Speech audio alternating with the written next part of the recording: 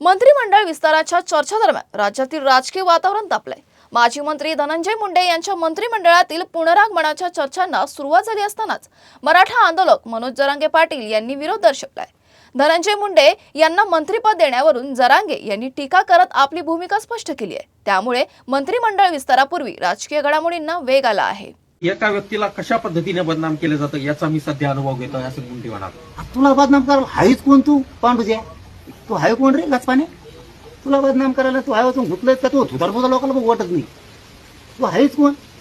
लाल्या गोलाल्या पट्टी उडी तुकुंकडे बी चलो तुकुंकडे बी आपला मग संजोगी असले म्हणे त्याच्या हातात मोठा घंटा पाहिजे एकटी नाही का?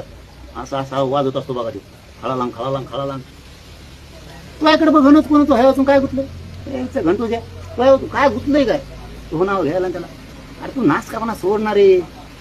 अरे तुझ्यामुळं गोपीनाथ मुंडे साहेबांचे जे संस्कार होते ना ते सगळे मोडून पडले। ते मराठा आणि वंजाऱ्यात जे प्रेम होतं ना फक्त तुझ्यामुळे गेलं, तुझ्यामुळे गेलं। कशाला चाळे करतो तू? माझ्या नादी लागू नको, तुला सांगतो।